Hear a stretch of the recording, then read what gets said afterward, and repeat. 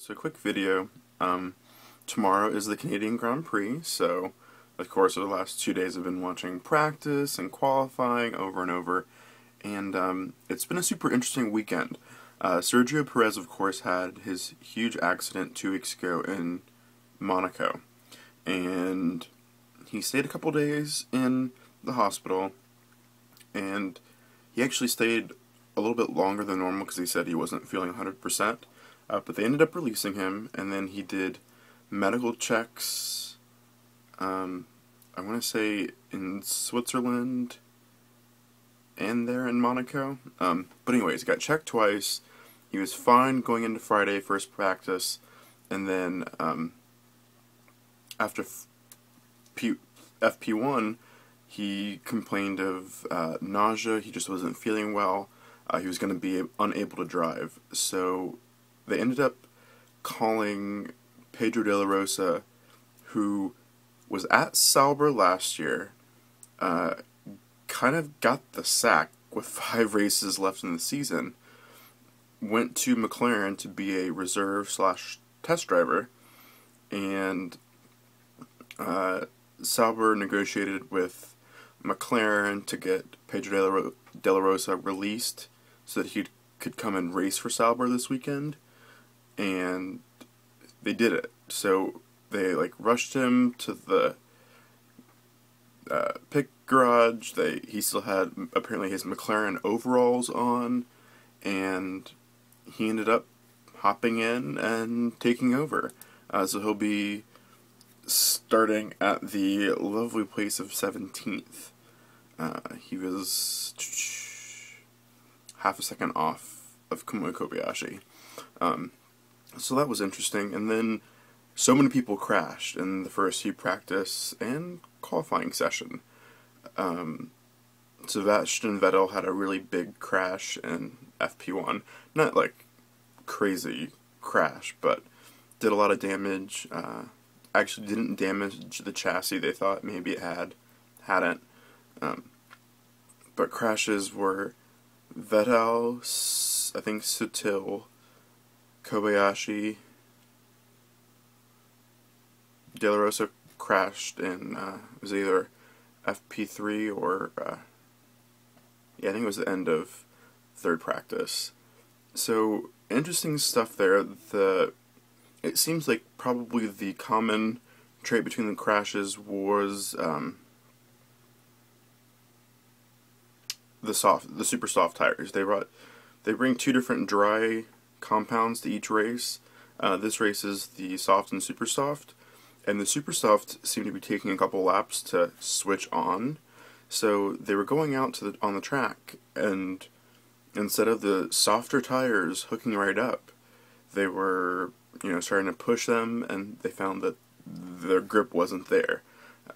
So I expect there to be a huge number of incidents tomorrow. And that would especially be true if it rains. Currently, I looked it up, there's a 50% chance of rain for when the race starts, and most of the teams have opted for a wet setup, which will be slightly more downforce, so less top-end speed. The interesting thing will be if it's, mixed conditions or if it does stay dry. I was looking at the trap top speeds, and what I found was the common wisdom is that the Red Bulls have more downforce and less top speed. But I looked at the trap timings, and they were pretty tightly clustered right around the McLarens and some other faster cars. I think what happened is they probably went wet setup too and just cranked in as much downforce as possible. What'll be interesting is if it's dry or mixed, because the Renaults that are starting 9th and 10th, Heidfeld ahead of Petrov for one of the first times I can remember. Heidfeld, of course, was brought in after Robert Kubica, my favorite driver, crashed in a rallying accident and had to have surgery on his arm. But anyways, they're almost 9 kilometers an hour faster in a straight line, so it'll be interesting to see them working on the Mercedes GP and the McLaren Mercedes cars, because the this track. It's a higher speed track. It's suited more towards McLaren and Mercedes, but they haven't been able to put that speed to good use in qualifying. Vettel, of course, qualified first. I was laughing today. I'm pretty convinced that Adrian Newey has just managed to design a rocket that looks like an F1 car, because Sebastian Vettel, I mean, not to denigrate Seb's work, he's clearly, for me, the best driver on the grid right now as far as pace, but the RB7 just flies. It's incredible to watch, even on TV. I can't imagine looking at it live. But Vettel had first, Alonso second, Massa third, Webber fourth, Hamilton was fifth, and Nico Rosberg sixth. Jenson Button was seventh, Schumacher eighth, Heidfeld ninth, and Petrov 10th. So the two Ferraris split the two Red Bulls, which usually when we've seen Ferrari doing good, it's Alonso doing well, and then Massa down in like 5th, 6th. So it's great to see them both up there, and I think they'll be able to give them a good run for their money. McLaren had a very dismal qualifying. They really thought they were going to be challenging for pole, and they were over half a second? Yeah, over half a second off Vettel. So, you never know. Race pace is different than qualifying pace, and Red Bull have a pretty damning statistic. They haven't finished on the podium in Canada except once. In 2007, it was David Coulthard. So, Vettel and Webber have their work cut out for them tomorrow, and Hamilton goes great around the circuit, so I wouldn't count him out. And Nico Rosberg, I mean, it's going to be great, because you have cars in places they're not usually, and some of the guys behind them are going to have faster cars in a straight line. And of course tomorrow we have 2 DRS zones. So DRS is the movable rear wing, where it's going along and it's down, and then they open it and it's more speed, less drag. And tomorrow, for the first time, they have 2 zones. What happens is they'll drive through, say, like the measuring line. They call it the detection zone. And then if the car is within a second of the car head, they can use DRS. So they'll go into the first DRS activation zone.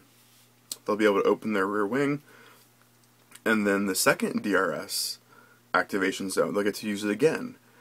They don't do 2 timings, so if you are able to get a pass off in the first one, you can use DRS again in the second zone, activation zone, and pull out a little bit of a lead. So, good stuff there. It's kind of a trial for Valencia, which is our next race, the European Grand Prix. So, I'm really pumped about that. I think the 2 DRS zones could be pretty awesome. And it'll be interesting to see how Vettel and Webber get on, because they are a high downforce setup, and they're not used to running at these high speeds. And I'm not sure the Renault engine, because Red Bull does weird stuff with packaging. That was the other thing we found out today, that they're using a KERS, which is kind of their battery boost, to put it in layman's terms. Their KERS system is only 2/3 as powerful as everybody else's, but they're carrying less weight, and they did it that way because Adrian Newey, who's the car designer, didn't want to use KERS, but they needed it for competitive advantage. But I guess putting in the whole package would have upset the aerodynamics, the balance of the car.